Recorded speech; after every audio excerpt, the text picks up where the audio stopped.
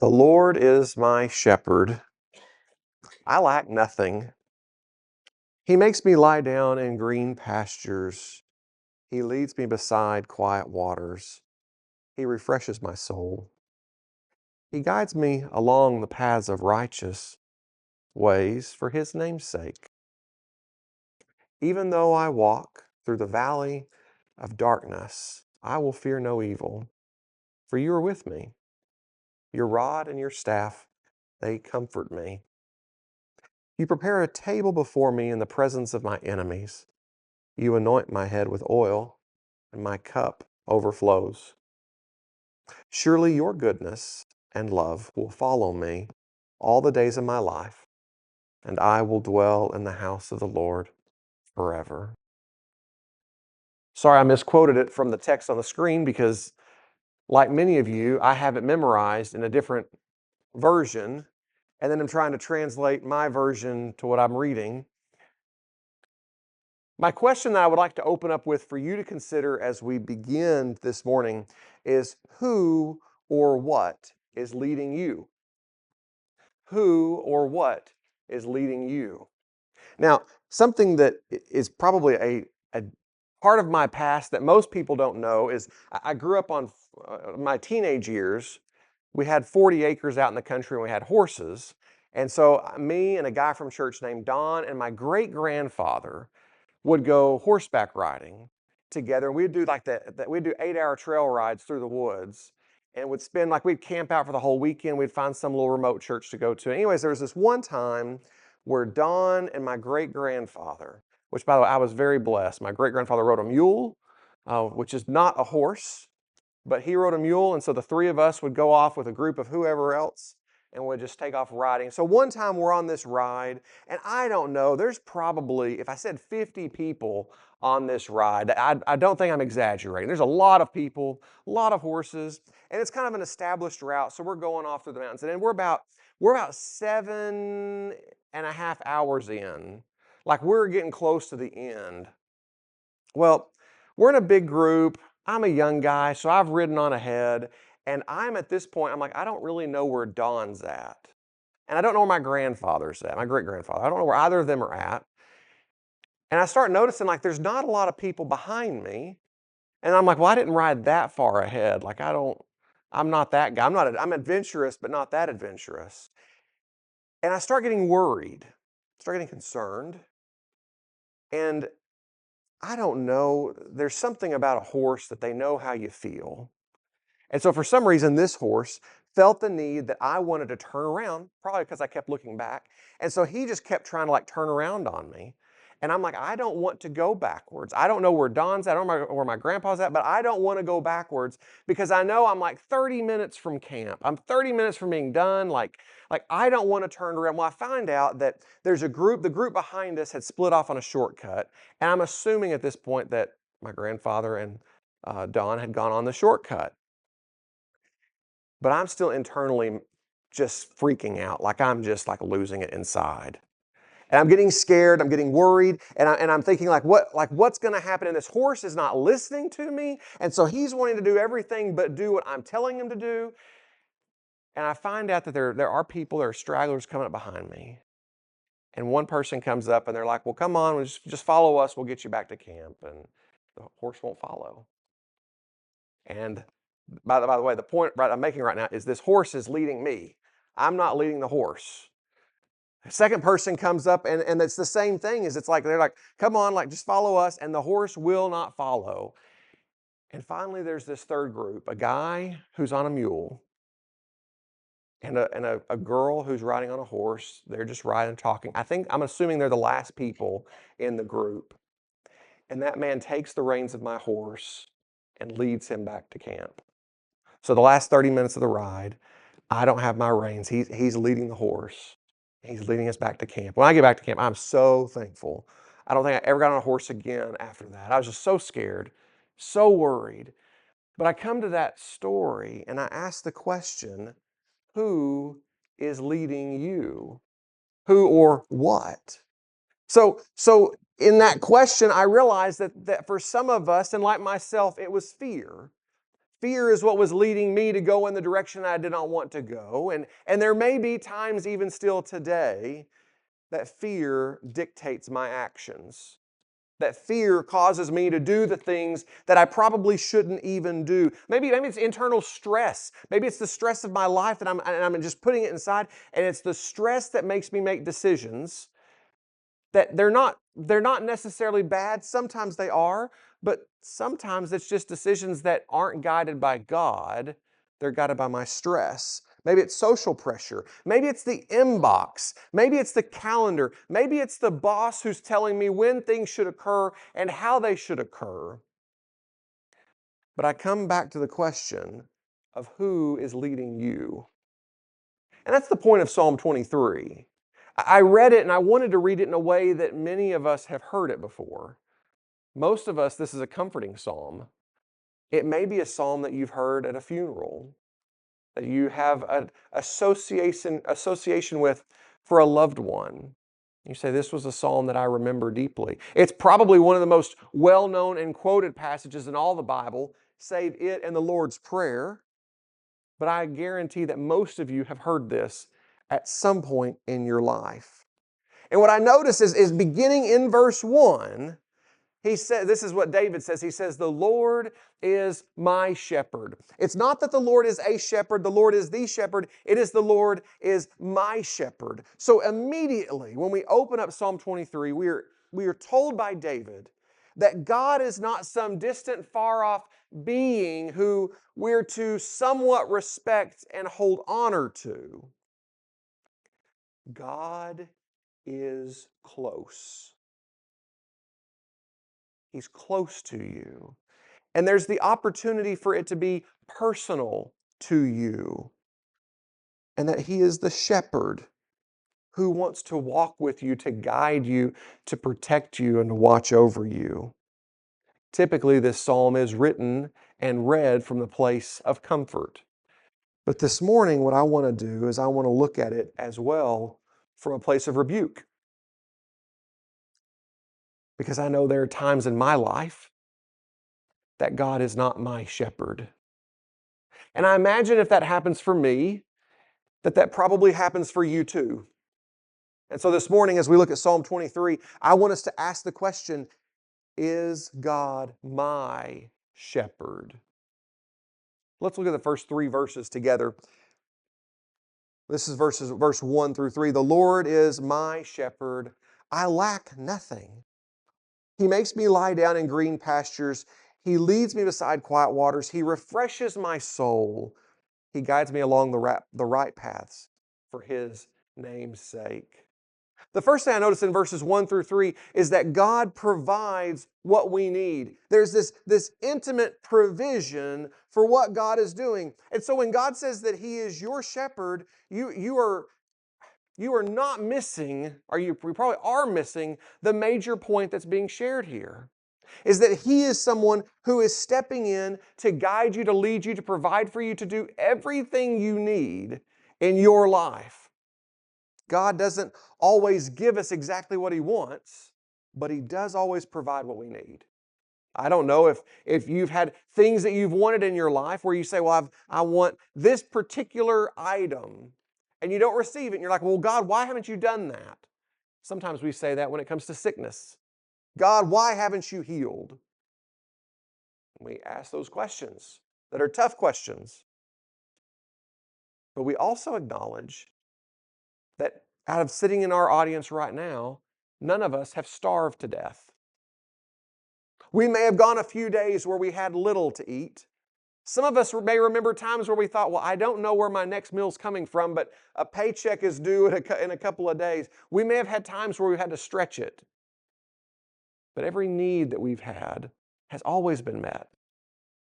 And that's not seemingly the case for all people, but we happen to live in one of the most blessed countries in the world, do we not? Where even the people who live in extreme poverty have access to life-giving resources. David is using this conversation of rest as this idea of trust. Can you rest in God?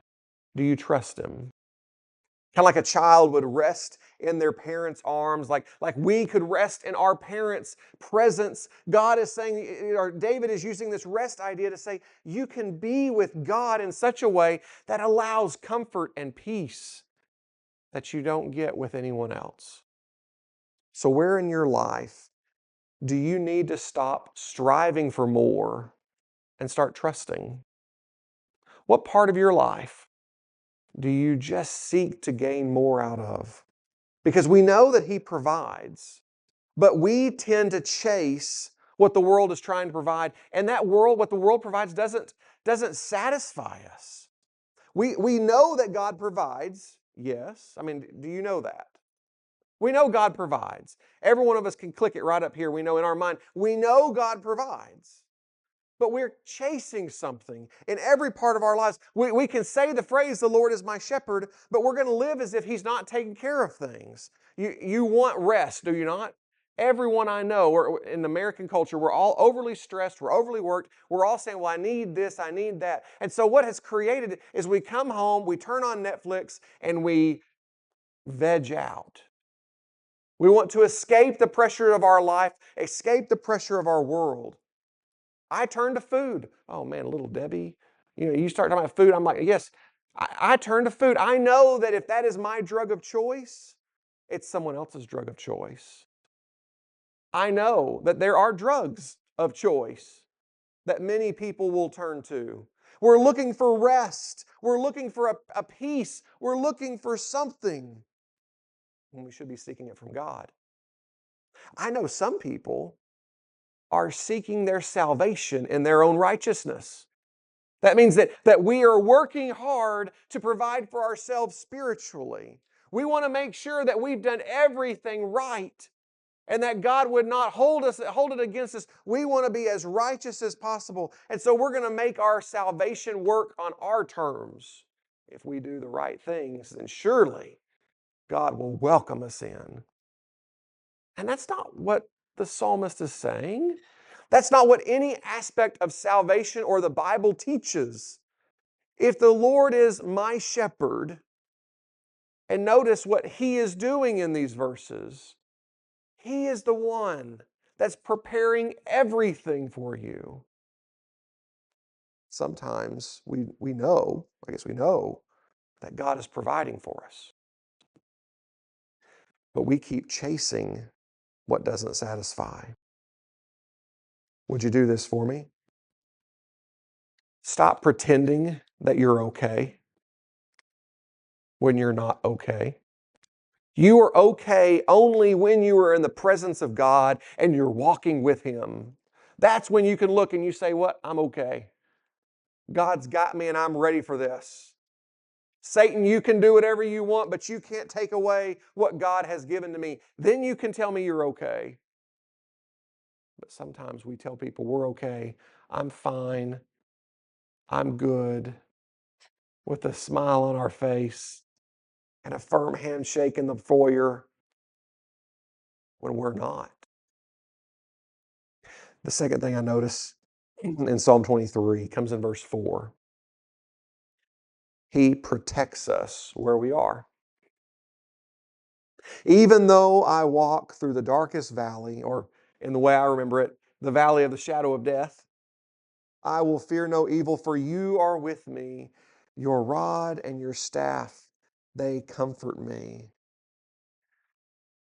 This is a hard teaching for me to hear. Is that I want God to like create a bridge over the valley. You know what I mean? Like I'm like here's the valley, and I'm like, look, God, can we pick a beautiful scenic valley, like one of those where you come through some tunnel and it's like this breathtaking, majestic mountain range with snow capped, and I'm on the paved road? God, I don't want to really go in the valley itself. I want you to build a bridge over it. Because if I go over it, then I can get the experience of traveling over the valley without going through the valley. What I learn in this psalm is that there are times when I have to go into the valley. But when I go into the valley, who is there with me? Now, if I'm going to go into a dark back alley, there's this restaurant in Memphis, Tennessee, called Rendezvous. It's a barbecue joint. Anyone been there? Okay, I got a couple of man. If you've been to it is, in my opinion, it's probably the top barbecue place in Memphis, Tennessee. I think if you look at the like online references now, like it's probably like number 3 or 4. But man, if you've ever been there, you know, like the entrance to this place is in a dark alley in Memphis, Tennessee.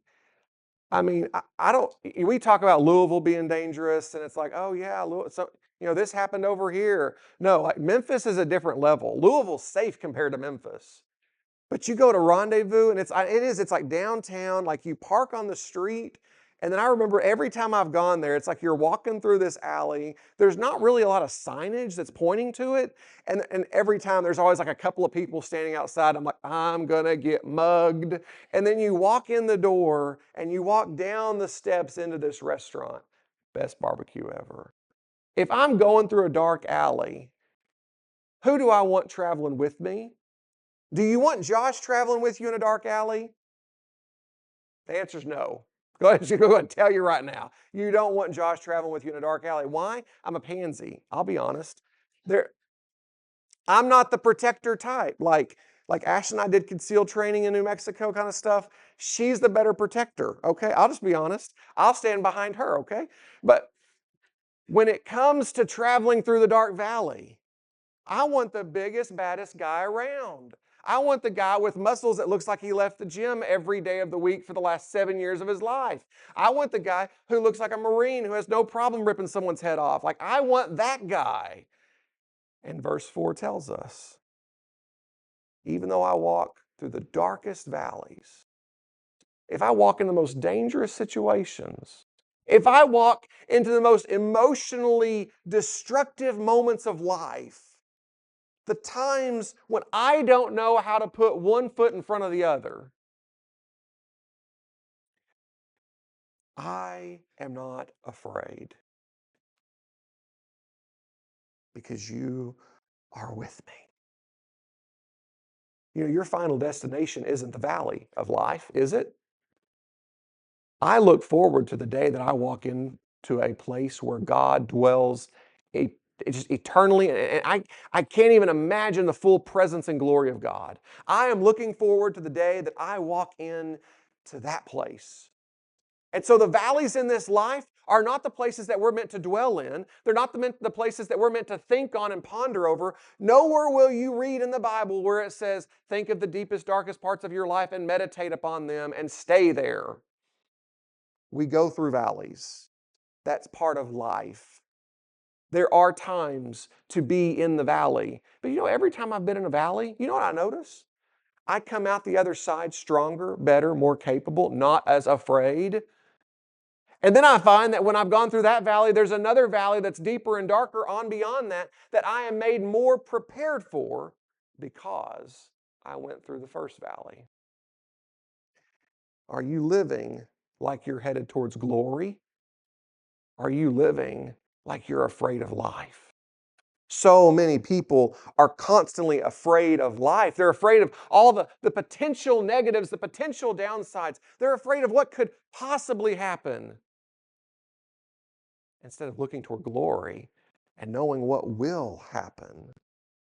He promises what we will have, but we live like this life is all there is. We often focus on short term thinking. What's going to happen right now? What's going to happen in the immediate future? We complain about what we don't have instead of walking with the one who promises everything that we could have. So, are you living like heaven is real? Or like you've only got one shot at happiness and this is it? Because I know if I'm living for this world, I will always be in a valley. Because there's always going to be someone richer, better, handsomer, stronger. There's always going to be someone who's got more than what I can have. But I do know that if I walk with the one who's capable of giving it all, it doesn't matter because he's already provided for me. He's already promised it to me, and I'm just waiting for that opportunity.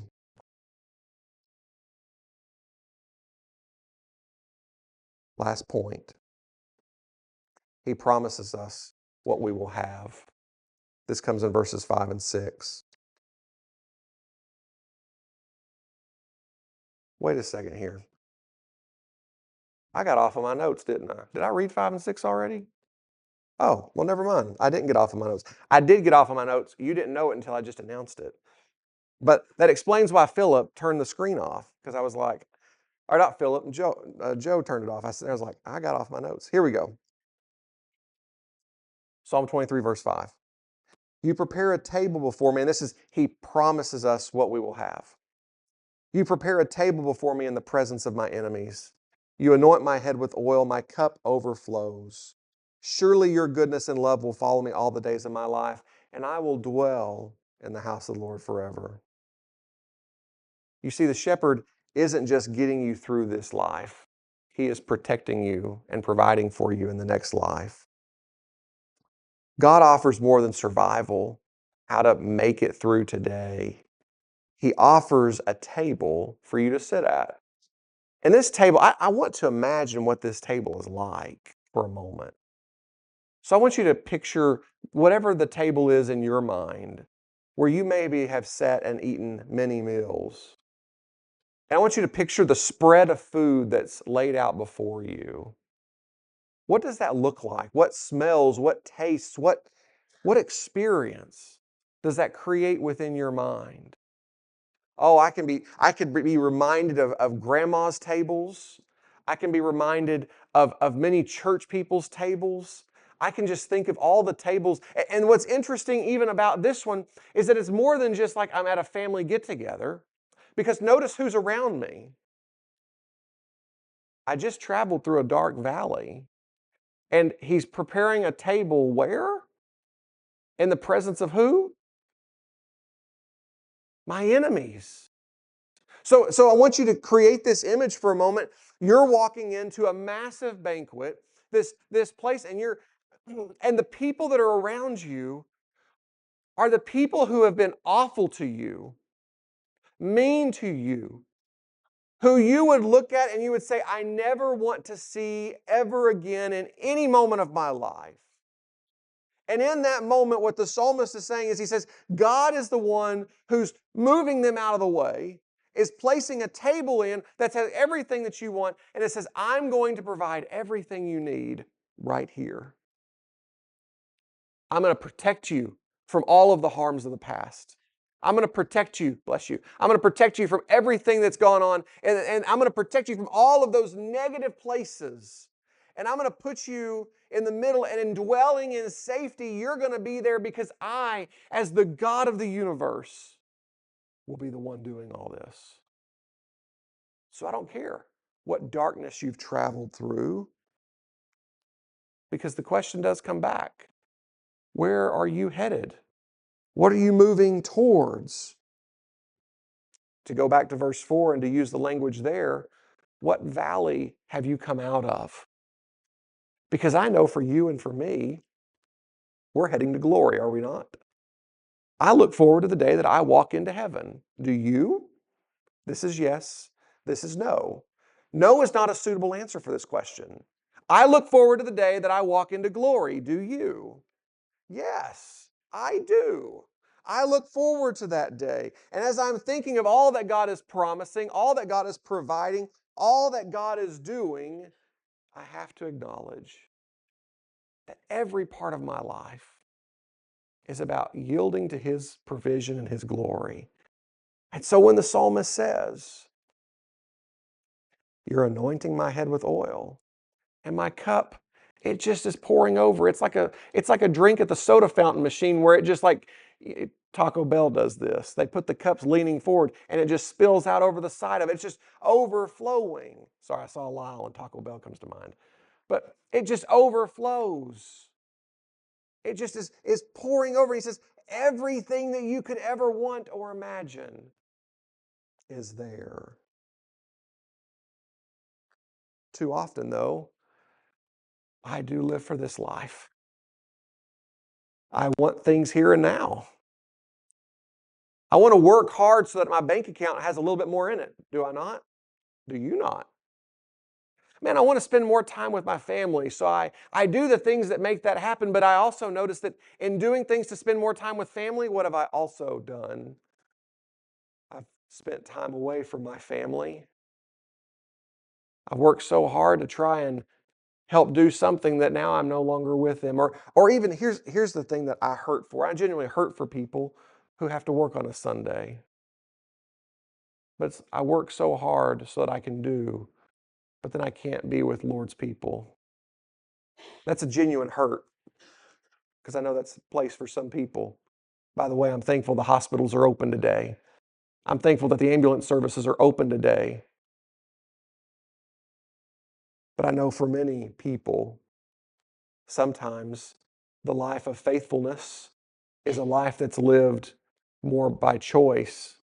And the people who live a faithless life is also a life that's lived by choice.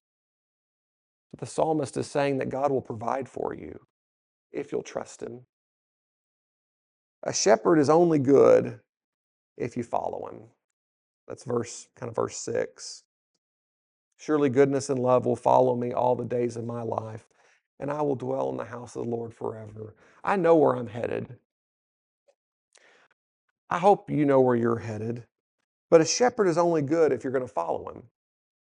You could be the sheep that runs away. And we know in the stories that when the sheep runs away, the shepherd will come and look for him. But you don't get green pastures, you don't get still waters, and you don't get an overflowing cup by simply looking at and saying, man, the shepherd's good. You get those things by being a follower of the shepherd, by being the one who will walk with him as he leads you in to those places. So is your life marked by exhaustion, by fear, by maybe discontent? Is your life marked by the things that feel God is away from you, separate from you? Because maybe it's not because the shepherd failed you or left you, but maybe it's because you've wandered off, that you're the one who left the shepherd, and it's time to come back. This morning, I'm going to call you to repent. For those people who have left the shepherd, change your life. Come back to the shepherd. There is never a wrong time to make your life right with Christ. Never is. That time is right now. Because if you are walking a life that is separated from the shepherd, the end is not like verse 6. If you're walking with the shepherd and you're seeking every day to stick as close to Jesus as possible, to be as close to the Father as possible, I can assure you that this is going to happen. I can tell you for a fact that verse 6 speaks truthfully to you. But if you're a person who is not, would you give your life to Christ today? Philip Herndon has our application prayer. I'm going to invite Philip to come and lead us in a prayer together. And after this prayer, I'm going to be down front. If there's a way that we can pray with you or walk with you in your faith with Christ, we want to do that together. Philip?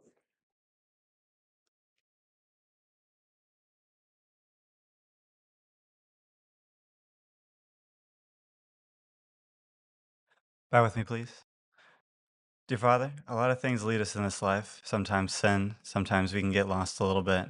Please give us the strength to follow you, to trust you. You know all things, and you know who we are. And sometimes we can fall from you, and we lose sight of that. But please help us to see you, to follow you, to trust in you. Thank you for everything you've given us, and everything you've done. In Jesus' name, amen.